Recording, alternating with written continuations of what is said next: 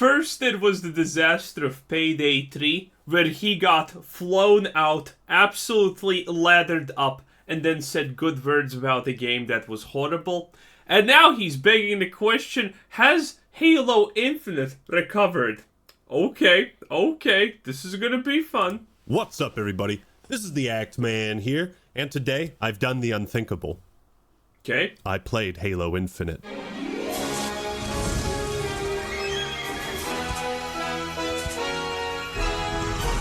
Okay. What I've done is heresy. Yeah, a little bit over dramatic, but you know, whatever. See? Is it? I'm also getting over a sickness, so if I sound a little stuffy, that's why. But the last time I seriously played Halo Infinite was shortly after Elden Ring came out. I maybe played it 2 or 3 times for footage after that. So it's been a hot minute. Been a long time, comrade. And I wanted to see what has changed in all that time. What has improved, if anything? It couldn't have gotten worse, could it? I'm here to ask the important questions. Has Halo Infinite recovered? Now, before you brand me with the mark of shame, let me explain. Yes, I did do a video saying I was done with Halo Infinite. It's at this point of the video that I inform all of you, I'm officially Did not see that. boycotting Halo Infinite. The basic gist of that video was because of a lot of broken promises, consistent disappointment, and the lack of split-screen co-op for campaign, which was the very first thing that was promised for Infinite. It's still not in the game, so why have I changed my mind? That's such a dumb fucking promise, though. Oh, I want to play Halo like I was a child back then. How about you grow the fuck up, loser? Well, I realized that the people who promised split screen aren't working on Halo anymore, right? The guy who replaced the guy who replaced the guy who made that promise is gone. Right? All the old leadership is gone. Out the door. Peter Hines is in charge. So what exactly would I be boycotting? It wouldn't be the people who released Halo Infinite the way they did. Should really boycott the fact the selection of your musical background, because it is atrocious. I'd be boycotting. Also, the levels are completely wrong. Jesus fucking Christ. People trying to fix it and make it better. I'm also a huge Halo fan, and I want this series to succeed, like any fan would. You know, I'm not someone who only talks about these games just to hate them. And there's gonna be some people who might be upset. I do. It's so fun. You should probably try it. That I'm giving Infinite another chance, but why shouldn't I? If Cyberpunk is getting another chance, then I think Infinite deserves one too. Now, I'm not saying 343 has completed their redemption arc and the anime is over with Halo Infinite. No, that remains to be seen. But at the very least, Halo Infinite finally seems to be in a stable state with competent leadership and a team with a cohesive vision, and they can put out. How would you know that? How would you ever know that? Regular high-quality updates like things we're asking for. So I relent. I still think this company should make good on the promises that were made, but I want to see what this game has to offer and tell you whether. Oh, by the way, I have absolutely no clue what this thing that they are asking for is. I can't even find it. Well, here it is. This. I have no idea what this is. A ranking representative thingamabloop? Yeah. You see, these things are so basic in games of that kind that they're not actually responding to what you are asking. Your asks, your wants, your needs, your dreams are still just out there in the void, and no one who's making this game is caring about them, okay? This is probably the most basic thing that just happens in every single one of those games, and they're now adding basic features. And this is what gaming fans often get wrong. They see a basic thing that's in every other game get added, and they're like, oh, the developers listen to us. Oh, they care. They care about our opinion. No, they don't. This is just probably the most basic thing that can be there. They were just too lazy to add it into the game when it launched, and now they're just adding these basic, useless MacGuffin things. So, you know, at least they're updating something, right? things we're asking for. So I relent. I still think this company should make good on the promises that were made, but I want to see what this game has to offer and tell you whether or not you should consider playing it again. But since Halo Infinite has been getting its fair share of updates, I think you could use a style update too. That's where Holtzkern comes in, the sponsor of today's video. You might have noticed the slick, manly jewelry I'm wearing. Well, No, you too not can really. look this good and be this based. Making jewelry for men is really hard to get right, and Holtzkern does it right. That looks like something someone in high school would wear to try and look cool. They offer a wide range of fashionable watches, rings, bracelets, Ooh, some of these... Wait. So some of these don't look bad, you just literally chose the stupidest one? Okay. Okay now. Jewelry, and even sunglasses. Wow. All the products come at very reasonable prices. Now, I'm a guy that likes gold, dark metal, steel, and wood, like a real man. So I got this beautiful maple and gold gonna call BS on that one, Chief. numerary ring. And most of their jewelry comes in different color schemes too. I mean, look at how gorgeous these are. This German-based company does things efficiently and right. So if you're not totally satisfied with your order, they have a 24-day return policy. So a 24-day return policy. Yeah, that's not gonna be enough. waiting for? It's time to say Auf Wiedersehen to your old style and spruce up your appearance with Holtzkern. And if you click the link in the description and pin comment and use code ACTMAN. So, what does mean reasonable prices? I have no idea what reasonable prices are supposed to be for this. $20? Dude, bruh, well, you can probably get a ring that's decent for $20, but you know, anything in the form of a bracelet or whatever, that's probably just gonna, you know, off itself after a month. Yeah. Strange, but you know, it is what it is. Sometimes you gotta pay money to actually get good products. 15, I'll give you 15% off your entire order. Thank you, Holtzkern, for sponsoring this video. And now for something completely different.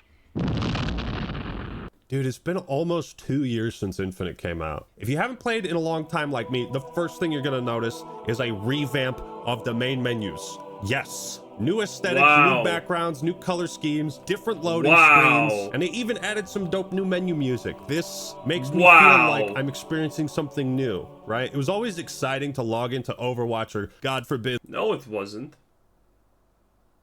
I have never even contemplated logging into a game because there's a menu screen that looks good. I personally try to get past the menu screen as fast as possible, but I don't know, maybe that's just me.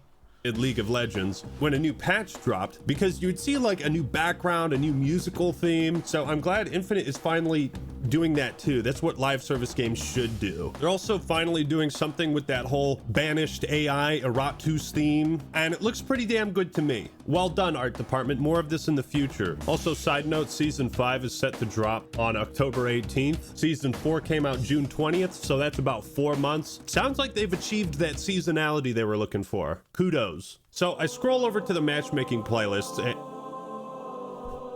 Do my eyes deceive me?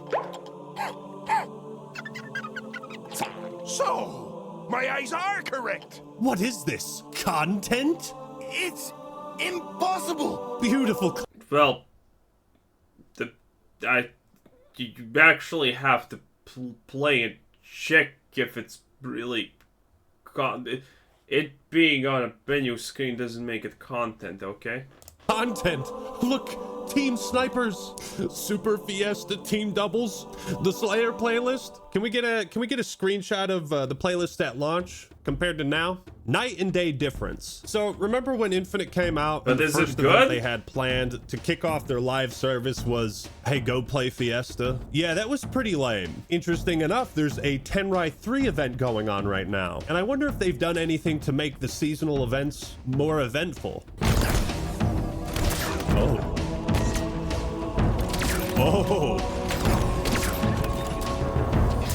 Oh, yes, this mode kicks ass. It's so fucking awesome. The audio levels are horrible. Oh, there it is. There it is. So, what is this mode? Rope clipping through things and being really slow? Is this like a Spider-Man thing? Because again, it seems kind of slow, not gonna lie. But the people who are playing Halo now are probably kind of slow on their own, so not really a big thing, huh? Oh, baby, look at this play. Wow, that guy just blew up. Everyone is basically a ninja. Grapple shots, swords, plasma grenades, and the occasional overshield. Now, this might sound pretty basic, but the maps slap titties, bro. They slap big ol' bongos. And there's 8 of them. This limited seasonal event playlist has 8 brand new high-quality Forge maps designed by Halo fans for this one specific mode. That's really good. That's actually really good. Each map has a distinct samurai, Japanese-esque Hayabusa theme, and oh, fuck. They're really fun. These maps are fantastic. Okay. Well, to be fair, this looks better than nothing. Kinda looks decent. Okay. So that's 1. Hill controlled. Overkill. Extermination. This mode also doesn't just have Slayer in it. It's got strongholds, land grab, and some objective modes, which all play a little bit differently. This is weirdly addicting too. I think it's really fun trying to master the movement with the grapple shot in these very vertical. I'm not gonna lie, it doesn't seem that bad, but is there any skill in this? Or is it just lowest latency gets the pid and wins instantaneously because everything is either a 1-shot or a 2-shot? Is that how this works? Because if so, then this is worse than CS 1.635 HP map. And by far, by the way. Maps. Also, sword clashing is always epic. Oh, ooh, oh, here we go. Damn it. This. Yeah. I have a feeling. Yeah. Okay. So I can already. Yeah. I have formulated an opinion that even though I have never played it, this is fun for an hour or a couple of hours. But after that, it gets really, really repetitive when you figure out that there's absolutely almost no expression of skill in this garbage. This feeling, I know this feeling. Masturbation? Like I want to keep playing? Up! Whoa, look at that stick! Look at that stick and he's back in the game! Fuck! Come on! Okay, so the game is like 75 gigabytes, which is a heavy price to pay, but I would honestly recommend installing it just to get a taste of this mode, especially while it's limited. And like, that's the exact feeling that an event in a live service game should give you. Like, you need to play it now. If this mode came out like 2 weeks after launch like this, populations would have just boom. Again, compare regular Fiesta with Ninja Samurai Attack on 8 brand new maps and Oh, that's what I thought. I'm impressed. 343, this is really well done. The event pass is kind of lame because they're still recycling tiers for like the same 4 emblems. But I finished it in like 4 matches, so it's not a big deal. So that was pretty fun. Okay. Whoa, whoa, whoa, whoa, whoa. What is that? Could it be? I leveled up. And not just in the battle pass. I have military ranks now? By the rings, this is too much. That's right. Halo Infinite has added. I'm not gonna lie. If it's this easy to get the approval of Halo fans, no wonder your franchise is in the shitter. No wonder they release a game with less content in it than Starfield and expect you to be happy. I'm just gonna say that. If this is enough to make you happy, wow, are your standards low. Wow. Okay. A progression system, a real one. Now, yes, for many things I compliment in the game, we could sit here with our arms crossed and say, should have been there at launch. Yes. We all know that. We all know that. And I'm glad it's here, because the alternative is it not being here at all. Regrettably, you don't actually unlock anything through this new progression system. Everything's still tied to the battle pass in the store. But it's nice to finally have something to keep track of how much time you've put into Halo Infinite. And they say this on their blog post. Ultimately, we wanted to make sure that we are recognizing the time you invest in Halo Infinite. Ensuring that your career rank shows up and is visible to all, whenever and wherever possible, is key to that celebration. Echoes my same sentiments. I also want to say to whoever decided that battle passes wouldn't expire in later seasons. Bro, they just saw, oh wait, this is a feature we could have included. And they did. And then they just give a layman excuse. Oh my god. When you can just do this and say, yeah, we're thinking about the community. And people are going like, ah, yes, my favorite thing ever. Yeah.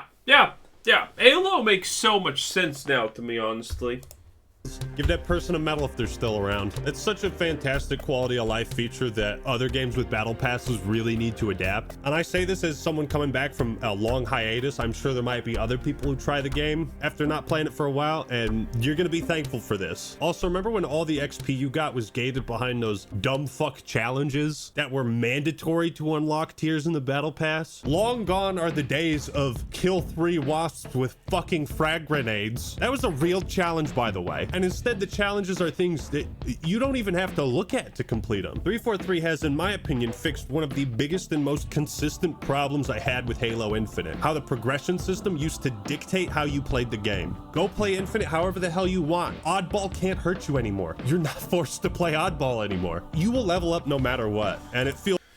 Okay, so this is one of the most classic copes in gaming, honestly. You know what this is? This is someone who has given up on the idea that Halo is just gonna be fun on its own. And that's why it matters that your progression is tied to things that are easy to do or things that are hard to do. And when the progression is tied to things that are hard to do, he's unhappy with the game in general. Because at this point, it doesn't matter that the game is good or not. No. He just wants progression. He has moved past the point where the game just being good matters. The progression matters. His belief in the reasoning that he plays this game matters more. The game can be stupid, boring, but as long as it just puts in a progression path that is not stupid in his opinion, he will be happy with the game. Whenever you need to play a game that has a progression path through a battle pass or something, you're not playing the game because it's fun. You don't care about the game being fun. And this is what the Act-Man is admitting here. He doesn't care about Halo being fun. That's not the point why he's playing. Feels way better. You can also see people's ranks during the match intro. If you're just having fun in a game, essentially, you don't need a progression system or battle pass that just pats you on the head every couple of actions you make and says you did good. No. If the game's just fun, you don't need any of that. The post-game Carnage report and along their nameplates. Now, I still don't think this leveling system is better than Reach's, so it could still use like some improvements, but regardless, this is overall a massive W for Halo Infinite and 343. All right, fellas, so things are looking pretty good. You feeling nostalgic yet? Well, you better be, because we got Squad Battle. Now, what is Squad Battle? This is a new playlist featuring a selection of classic 8v8 BTB action on iconic Halo maps. Wait, we're home. We're home? So they didn't even bother to make a new map, huh?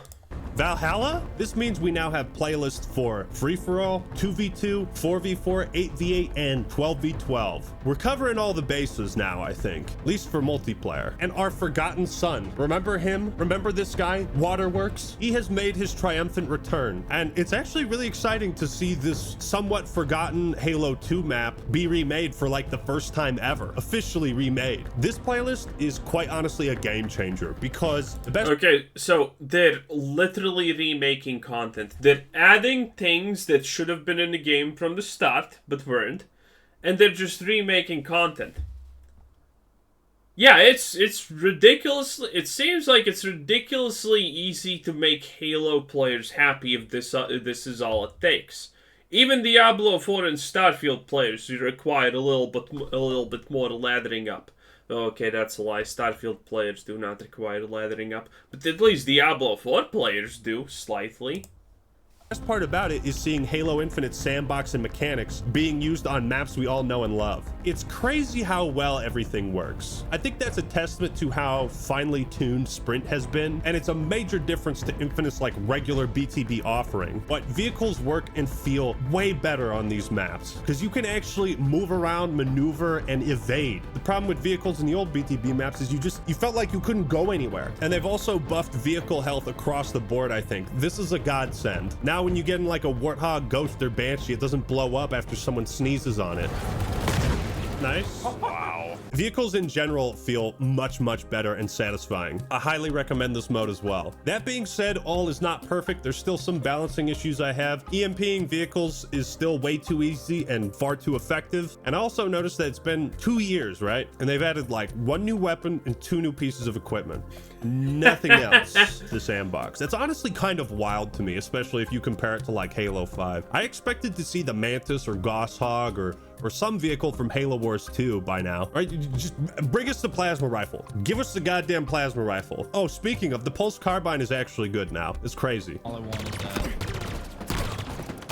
Oh my god, what the fuck? The pulse carbine is busted? This gun used to be utter dog shit, and now it's honestly might be overpowered. The squad battle playlist really shows off the capabilities of Forge because these are classic maps, perfectly recreated. I mean, like down to a T, and they look damn sexy. Yo, this remake is sick, dude. They even got a couple benches over here. Check it out. Wait, what? Wow. Not only did he kill me, but he destroyed my bench too. What a dick. Valhalla, Exile, Zanzibar, Rat's Nest, and Waterworks. So 5 maps is some pretty good variety. I think there's also like 5 maps in the normal BTB playlist. So 10. Bro, I don't know what's happened, but it feels like the old leadership must have just been sitting there like, nope, we're not gonna make content. Nope. Like, I don't know what changed. Reskinning already existing content and adding it to the new game.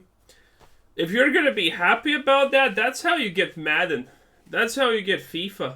That's how you get pretty much any EA Sports game nowadays. Do you want that? Well, if yes, then be happy as Actman.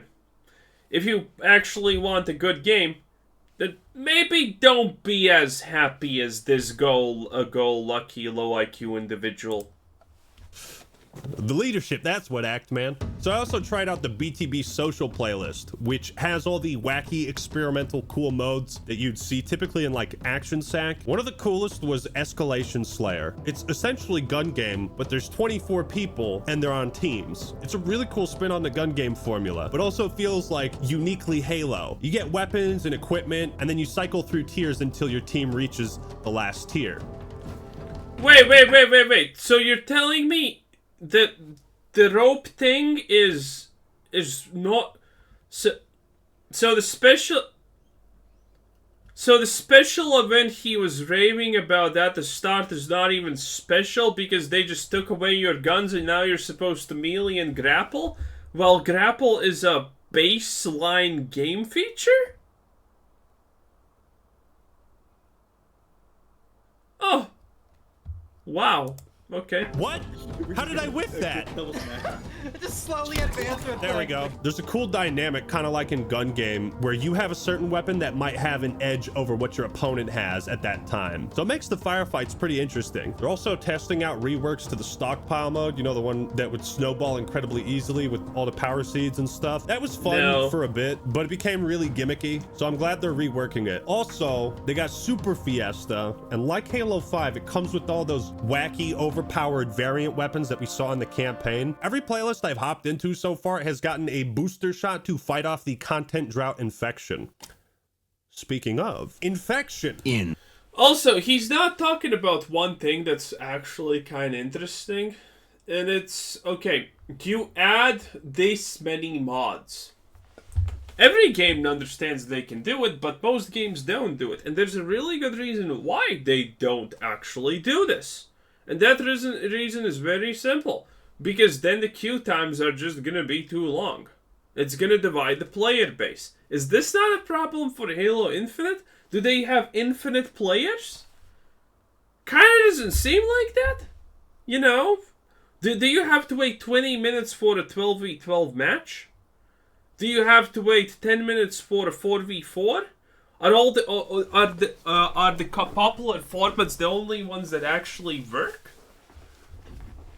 I don't think he's gonna answer these questions. If someone in the comments knows, please comment down below. I want to know this because a lot of games don't do this because they understand dividing the player base is not a good idea. So is Halo Infinite actually suffering from these decisions? Infection. It's finally here. Hell, it's about time. This version will probably be somewhat divisive amongst Halo fans, but I think it's a decent and unique take on the staple Halo Zombies mode. All the maps have these like cool red grids that glow and make them feel different. Remember what I said about the main menu? Yeah, when you change visuals like this, it feels new. They also make great use of Forge again by creating a lot of like destructible barriers, cover, like in the olden days of Halo 3 Infection and those maps. It's also nice to have more than just like a shotgun and pistol all the time, and you're encouraged to explore and find weapons, grenades, and equipment. It's quite a bit of fun. There's so many maps, modes, and playlists now. It's like the playground is open. I can climb on the monkey bars. The thing with Halo, of course, is that there always could be more, right? Griffball, firefight, invasion. But so far, what I've played has made me want to keep playing. That's pretty cool. That's always a good sign whenever I'm like writing a video and putting it together, when I'm like, gee, I'd rather be playing the game I'm making a video on rather than make a video on it. Boom, he gets another. There's also this cool like temporary HCS playlist where you can play and potentially win tickets to go to the Halo World Championship Series in Seattle. That's pretty cool. That's a thing? I mean, I'm surprised more games don't do stuff like that. Play the game and win tickets to go see professionals play the game live. Of course, there's Forge, and obviously it's a powerhouse. I know I'm never going to be able to use it properly because my brain very small. But the weirdest thing about Halo Infinite is it came out with Forge in a custom browser, but there's not many games being hosted on it right now. Honestly, ever since custom games were broken at release, it left a bad taste in my mouth, and I just didn't really feel compelled to try them out. I imagine they're fixed now, but maybe I'll check them out on a stream sometime. Go follow me on Twitch. I'll start streaming when I get back from vacation. It is somewhat sad that a lot of people have checked out of Halo. I mean, I'm no exception. There's a good reason why they have, but there's clearly been a lot of time and effort put into these latest updates, to the point where I think it's a good time to start dipping your toes back in to see if you enjoy the feel of the water. There are some aspects of the game that could still be improved. I find it baffling that there are hundreds, if not thousands, of cosmetics for Spartans, armor, and all the UNSC weapons and vehicles, and not one for any of the banished stuff. And just from a business perspective, I feel like 343 is still only monetizing like half of the game. I don't know what the deal is, but the same thing also applies to playable elites, which again would be cool. If you give us elites, you can monetize elite skins too. I'm talking from business perspective, guys. Also, the armor core system is still pretty dog water. I'm not sure they'll ever make everything cross core. I also saw this awesome clip from Hyper, who does a lot of dope reload animations. He's worked on Call of Duty and I think Titanfall as well. This animation is just goddamn.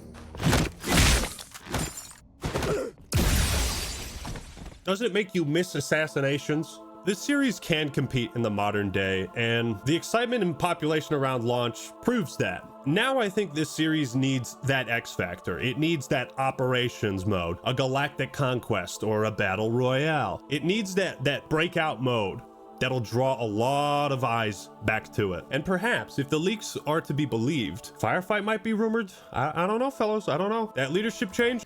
Nah, we need someone who actually plays Halo to Infinite to talk about this stuff, not the act, man. This is horrible. The amount of information he has given is 0 out of 10. I don't know. It's just it seems so bad. It honestly just seems so bad. Oh no. Well, it is what it is. Anyway, that was the act, ma'am. Classic. Classic. Oh, here's got paid to promote Payday 3, but was too stupid to understand I got paid to promote it video. Nice. Anyway, this was Quizzer Sensei. Thanks for watching. Subscribe if you haven't already. And have a nice day. Bye-bye.